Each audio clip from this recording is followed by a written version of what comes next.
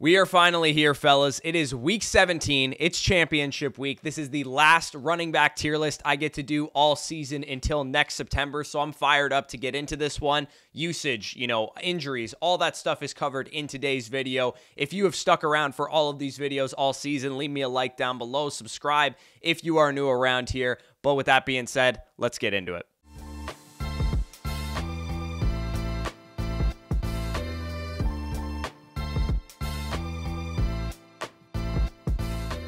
All right, so for the last time of 2023, we're going to break down the major injuries this week in the will they play tier. So let's get it kicked off with Isaiah Pacheco, who is coming into this game this week with 2 did not practices on Wednesday and Thursday, a limited participation on Friday with concussion and shoulder issues. This is definitely affecting all of you guys that have Pacheco, and of course, anybody that picked up Clyde Edwards-Helaire as well. He's listed as questionable for the game. He has yet to clear concussion protocol as well, so he's kind of dealing with a number of different things. My hunch is that he'll end up playing. Typically, when players are listed as questionable instead of, doubtful or game time decisions or whatever, they're usually considered likely to play. So I would imagine that Isaiah Pacheco is probably going to suit up. If he does play, he's probably going to find his way in the area of where I have Clyde Edwards-Helaire ranked. But if he doesn't play, then Clyde Edwards-Helaire becomes a usable RB2 flex option. So another major injury that we got to talk about here is Josh Jacobs of the Las Vegas Raiders. He did practice a lot this week, but he is not expected to play. He is listed officially as doubtful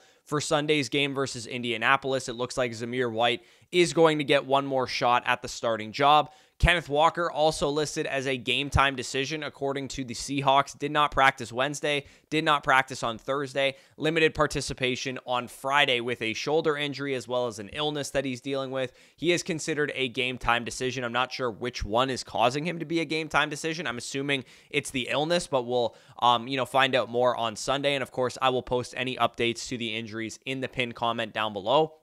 Ramondre Stevenson hasn't played in a couple weeks. Just giving you guys an update, he is officially headed to season-ending IR. So we do have Ezekiel Elliott for one more game here in the fantasy playoffs. And if for some reason you guys play in Week 18, he will be available for then as well. And then Zach Moss officially ruled out with a forearm injury. That's an upgrade to Jonathan Taylor. And then 2 other minor injuries. Rico Dowdle was officially ruled out, so an upgrade to Tony Pollard. And then Chris Rodriguez officially ruled out, so an upgrade to Brian Robinson and to Antonio Gibson. So let's get into the actual tier list itself. Locked in running back starts. My running backs 1 to 12 in my rankings. All of these top guys, it's championship week. These dudes are in your lineup. You're not getting cute with them as far as who could overperform and who could underperform. The elite running backs that are in good matchups this week: Christian McCaffrey, Kyron Williams, James Cook, DeAndre Swift, Jonathan Taylor, Bijan Robinson, and Travis Etienne.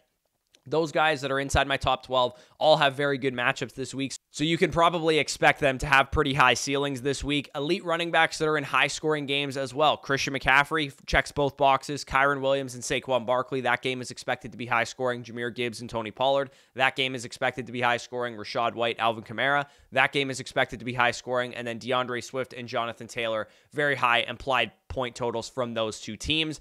Elite running backs that are in bad matchups. So these are guys that could potentially underperform this week. Maybe temper your expectations for them, although they are still going to be in your starting lineup. Rashad White, Jahmyr Gibbs, Alvin Kamara, Saquon Barkley, and Tony Pollard. So those guys, tougher matchups, but a lot of them are in higher scoring game environments, so they should be able to get there regardless. So usually I like to highlight a guy or two from this tier as well, just to outline some of their recent usage. For the most part, you guys know Alvin Kamara, Rashad White, all those types of dudes are in your lineup. But the one guy that's kind of like a newcomer to this tier as of late, specifically for this week, is my start of the week, Tony Pollard. Typically, my start of the week doesn't end up in my top 12, but it's such a strong play this week for Tony Pollard that he does find his way inside my top 12 running backs. His workload has been great all season. The game total is, 52 points. It actually opened at like 54, so it's actually been bet down a little bit. But the Cowboys are implied for nearly 30 points this week. And most importantly, Tony Pollard will be without Rico Dowdle. And I think it is a significant injury for Tony Pollard to have Dowdle out of the lineup, because his best stretches of the season have come when he's been consistently earning targets. You guys can see back in week 2, he had 8 targets. Back, in week 3, he had 3 targets, 5 targets, 7 targets. And then recently from week 11 to week 14, when Tony Pollard was able to get back on track, we saw him have 5 targets, 6 targets, 4 targets, and 8 targets. So Rico Dowdle being out of the lineup is actually quite a big deal for Tony Pollard because he hasn't really been effective on early downs all season. But if we can just get this guy a decent target share, a decent amount of receiving work, he could be very effective in this game against Detroit. So with Tony Pollard, he is absolutely in my lineup. No questions asked. The high-end RB2s tier, kicking it off as a guy that played on Thursday night, absolutely did not perform as a high-end RB2.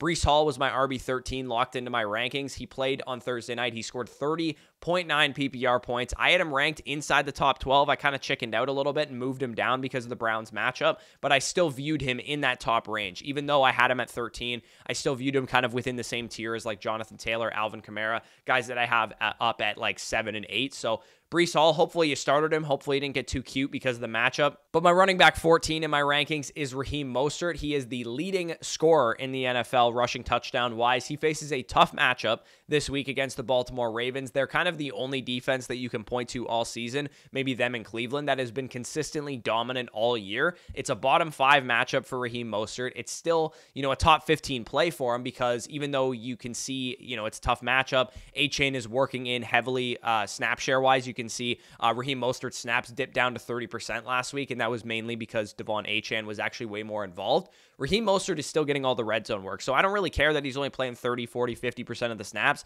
15 to 20 touches is all this guy needs to drop a hammer 30-point performance because he can break off long runs, he's a part of a high-scoring offense, and he gets most of, if not all, of the red zone work. So Raheem Mostert, tough matchup, all that stuff considered, he's still a guy that I'm absolutely comfortable starting. He got you to this point. You got to throw him into your lineup for the most part. Running back 15 for me in my rankings is Derrick Henry, and he's been so consistently inconsistent that I actually think he's like one of the better plays in championship week. He's kind of like the George Kittle of running backs. You just got to live with those games where Derrick Henry is, game scripted out or maybe he's shut down by the opposing defense.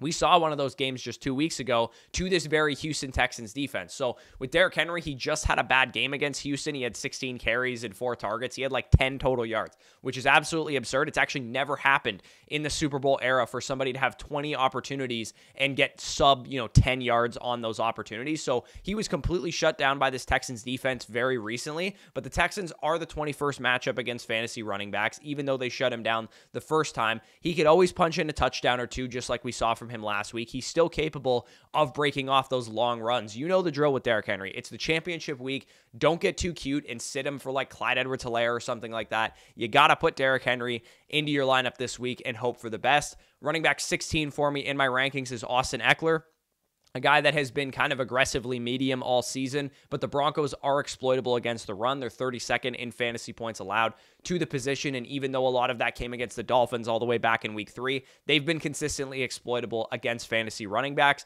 This game screams like 8 targets for Austin Eckler, even though he's been so inefficient on the ground and he's not been the guy that you drafted in the first round. Just check it down to Austin Eckler, Easton Stick, and get him those PPR points. I think Eckler is, a top 20 play, especially in PPR leagues. Maybe he can channel some vintage Eckler and have a big game, but for the most part, you're kind of just relying on 15 to 20 touches, 6 or 7 or 8 or 9 or 10 of those being targets, and Austin Eckler can get there regardless of how efficient he is in real life. So running back 17 for me in my rank is another older running back, Aaron Jones. He has been solid since he returned from his injury the last 2 games.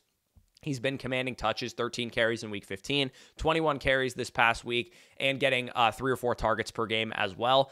In 2 straight games, he's actually commanded some decent snaps, and he's actually been quite effective over the course of the entire season. Despite his overall down production, he's actually been really efficient on a per-touch basis. He's ranking top 3 in success rate per play among running backs. This week feels like the one where you could kind of realize the ceiling that we saw all the way back in week 1 for him. He hasn't really produced a ceiling game outside of that in week 9, and I think Aaron Jones could absolutely get back on track in this week 17 matchup against Minnesota. I expect him to have a high ceiling. He is a little bit more volatile because of his age and the injury concerns, but I do think he could have a pretty solid performance.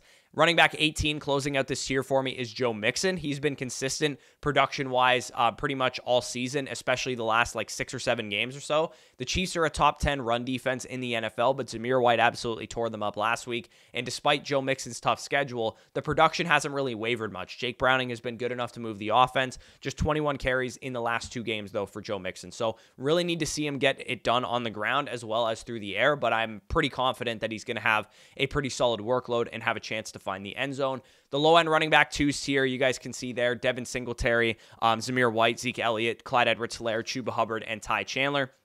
Kicking it off with Devin Singletary at RB19, CJ Stroud and Nico Collins are both back healthy this week by the looks of it, which is a massive boost to this offense. A lot of snaps going to Dario Gumbawale last week, which is kind of random, but at the same time, the Texans were being absolutely boat raced by the Cleveland Browns, and Dario has kind of been like the 2-minute drill long down and distance back, so that kind of makes sense. And they also kind of pulled their starters at one point as well. So with Devin Singletary, I'm not really worried about his dip in snap share. I think he's probably going to be in line for 15 to 20 touches in this game.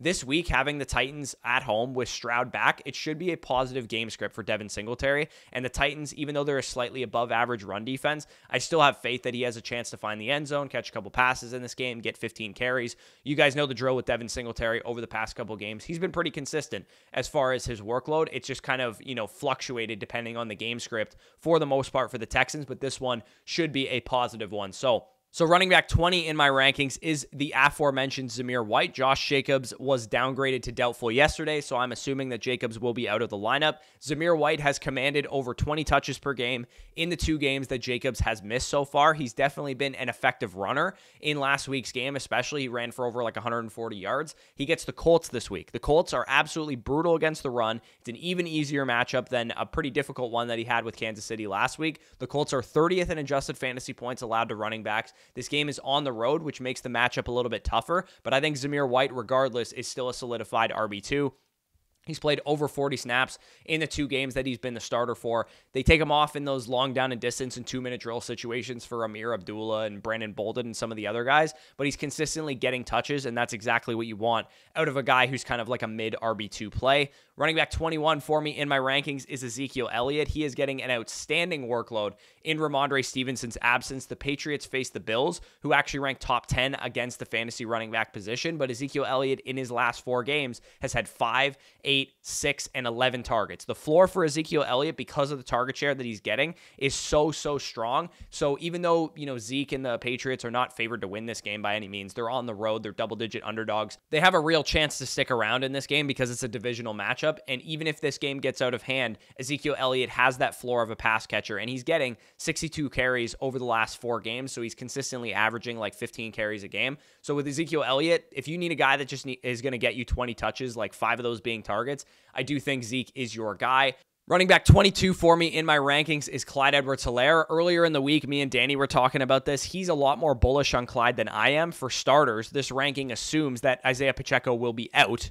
So even if Isaiah Pacheco is ruled out, this minute, I would still have Clyde Edwards-Helaire just at RB22. This is not me ranking him conservatively because I don't know Clyde Edwards-Helaire will be the lead back. I'm assuming he's the lead back with this ranking, and I still have him at 22. Isaiah Pacheco did not practice Wednesday, did not practice on Thursday, limited participation on Friday, hasn't cleared the concussion protocol yet, so I'm not really excited about Isaiah Pacheco starting. So I'm assuming that Clyde Edwards-Helaire will be the guy, but it's freaking Clyde Edwards-Helaire, man. I don't really want to trust this guy in the fantasy championship of all weeks. The Bengals defense is, about an average to above average against the run. I don't want to get cute and bench a guy like Derrick Henry or bench a guy like Joe Mixon for a guy like Clyde Edwards-Helaire. I think those guys are better plays. I think they're more secured plays.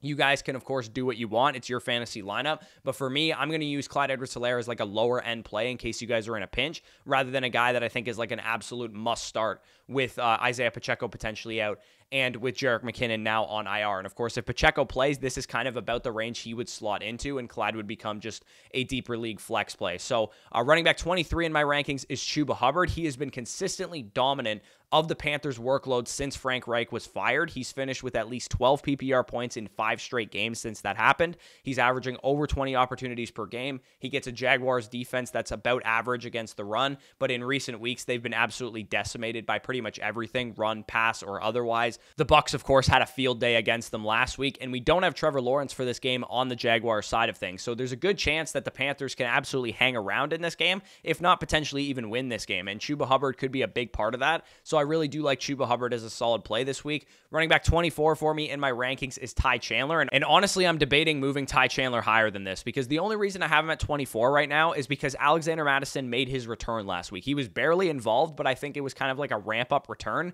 which is why I'm ranking Chandler a little bit lower than he maybe projects, because you've got a potentially high-scoring game against the Green Bay Packers here for the Vikings. The Packers are bottom 5 defense against the run, and over the last 5 weeks, I believe they are the worst defense in the league in terms of DVOA allowed. The Bucs, absolutely tore them up 2 weeks ago, and the Carolina Panthers, Bryce Young and that offense has been absolutely anemic, and he had his best career game against the Green Bay Packers defense. Chandler's workload has been great for 2 games now, but the question is, does Mattison work in more than what we've seen in recent games? If he does, then Chandler's going to see a bit of a downgrade. But if he doesn't, Ty Chandler has a very, very high ceiling this week, like we saw from him in week 15. So I have him at RB24. I might change that. He might move up to like the RB20 to 22 range. But regardless, Ty Chandler is a pretty solid play.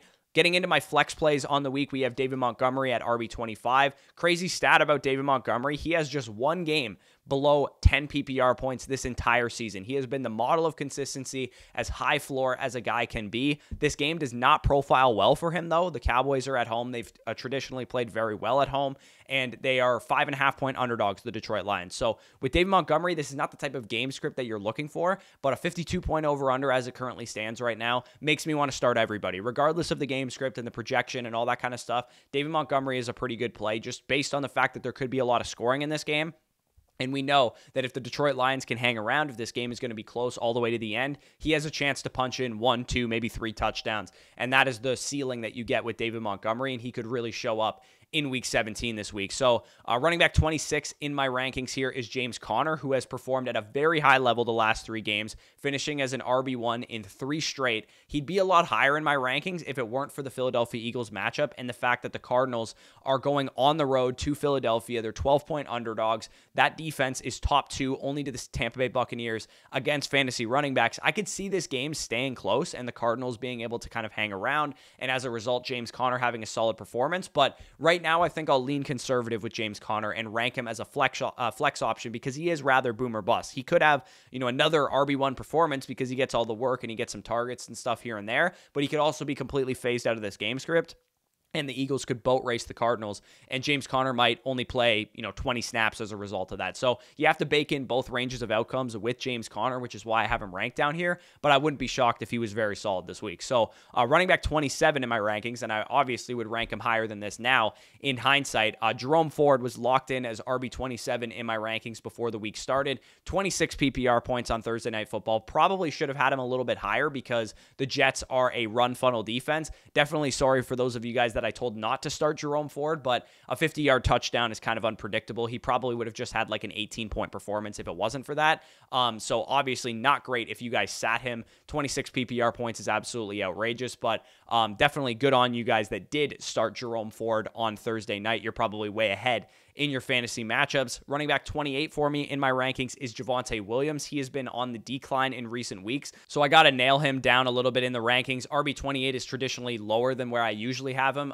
Despite the excellent matchup versus the Chargers, they've been pretty terrible against the run. Javonte Williams has had his snap share decline in 4 straight games actually, since week 12. Give him 15 to 20 touches against this defense, and I think he can get there. Thankfully, the Broncos are at home. They're favored in this game, and who knows, maybe Jarrett Stidham actually sparks this offense, but I think given the volatility with Javonte Williams' workload and how he's played so far this year, you probably have to rank him a little lower than where I want to rank him, just given the matchup and the talent that I know this player has. So Javonte Williams comes in at RB28. With Devon Achane, who I have at RB29, again, I am ranking him conservatively again. He's still dealing with the toe injury that has kind of derailed these last couple games for him. He's got 12, 9, and 4 PPR points the last 3 weeks. Like Raheem Mostert, he also faces a brutal top 5 run defense in the Baltimore Ravens on the road. They don't give up a ton of big plays, which I think is the key for this backfield specifically, because the way that Achane and Raheem Mostert have gotten there has been long touchdowns, has been, big breakaway plays.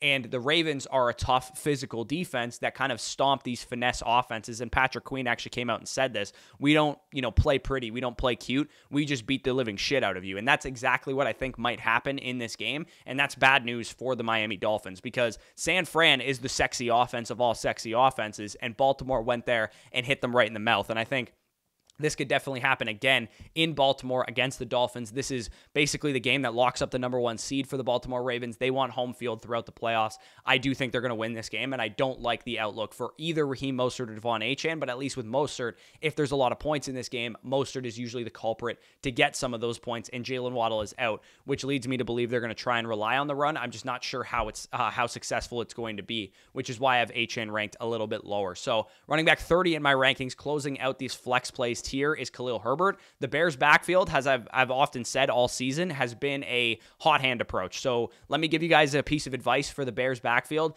The guy that's getting work done in the first quarter is going to be the guy the rest of the game. That's pretty much how it's gone all season. Last week, that was Khalil Herbert, right? He started out the game hot, and he ends up having a top 10 week in fantasy. This week, against the Falcons, I'm willing to trust Khalil Herbert because we saw that work, but it wouldn't shock me if Roshan Johnson was the guy they trusted this week, or Deontay Foreman, assuming he's back, is the guy that they trust this week. This backfield goes all over in fucking circles, so running back 30 is the highest I could rank Khalil Herbert. If I knew he was going to get the workload he got last week, I would probably rank him way higher than this, but I can't really trust any Chicago Bears running back at this point in time. Deep league flex plays, so this is closing out this video. I'm going to go through a couple guys that if you guys are desperate, you can throw into your lineup. Running back 31 for me is Gus Edwards. The Ravens are favored at home versus the Dolphins, as I've already talked about. It's a top 8 run defense. The Dolphins are pretty good against the run, but Edwards has shown when you got a high point total game, a high over-under game, a game that the Ravens absolutely need to win, especially to protect their #1 seed, he's always a threat to find the end zone potentially multiple times, so Gus Edwards gives you an upside play from that perspective, and he's had 14 PPR points in 2 straight games. Running back 32 in my rankings is Brian Robinson, who is not listed on the final injury report. It appears he is going to be fully back from that hamstring pull that he had a couple weeks ago. Tread with caution, though, against the 49ers defense. It's not a good matchup, not a good game script as well, because the 49ers are probably going to beat the shit out of the Washington Commanders, but he is my preferred option if you had to start a Washington running back with Chris Rodriguez out and Antonio Gibson mainly being a pass catcher. If this game stays relatively close, Brian Robinson could get there and potentially score a touchdown or something like that. Running back 33 and 34, of course, the Pittsburgh Steelers running backs, Jalen Warren and Najee Harris. Could see a big Warren game coming. I kind of could see that against the Seahawks defense. They're exploitable against the run. 23rd against fantasy running backs. But of course, Warren and Najee are in play, as I've been saying all year, as like flex plays, but they're nothing more than that because they cannibalize each other. Running back 35 in my rankings is Zach Charbonnet. I really don't know what to do with him right now because given that Walker is banged up, I think he's a solid deep league flex play in general. But my prediction is that Walker plays and he's semi-limited. So I can't play Charbonnet as anything more than this. But if Kenneth Walker were to be ruled out, I think that Zach Charbonnet could vault his way all the way up to the Aaron Jones, Joe Mixon, Devin Singletary range. So if you're wondering where I would start Zach Charbonnet if Kenneth Walker were to be ruled out, I would probably start him as like a top 20 running back. And if that actually gets announced before the games kick off, I will throw that in the pinned comment down below. Any updates injury-wise, I will update down in the pinned comment. And then closing out this video, I have running back 36, Kenneth Gainwell. The Cardinals are just free cash for fantasy running backs. So even though I love Swift this week, Kenneth Gainwell on like 10 to 12 touches this week could still get there as a solid like top 35 play. So if you need somebody, you're desperate, Kenneth Gainwell could be your dude. So again, appreciate you guys for joining me. If you guys have watched every single running back tier list this year, leave me a like down below. Subscribe to the channel if you guys are new around here. The fantasy football season does not have to end. If you guys are, thinking what's next after the fantasy season is over, 2 things. Number 1, get into Dynasty Fantasy Football, and you're going to want to keep it tapped right here when you're in Dynasty Fantasy Football. Definitely check out the site for all things Dynasty content, flockfantasy.com, promo code FSE. And, of course, you can get some stake on the action in playoff best ball tournaments on Underdog Fantasy as well, where you're basically trying to predict who's going to be in the Super Bowl with a fantasy flair to it. So if that sounds interesting to you, definitely check out the playoff best ball videos we've done already. We've done a couple live streams doing some drafts, and we've also done a strategy video. And if you're interested, of course, check out Underdog Fantasy for that and use the promo code FSE for 100% back up to $100. A lot of cool prizes, $150,000 to first place in the Gauntlet tournament. A ton of fun. I've already got about 45 entries into playoff best ball so far. Continue to want to get a little bit more in there as well. So good luck in your fantasy championship matchups. I will see you guys next year if you're traditional redraft bros, but I highly encourage you to get on the Dynasty and playoff best ball bandwagons. And of course, good luck. Hopefully you take down the championship. Peace out, and we'll talk to you soon.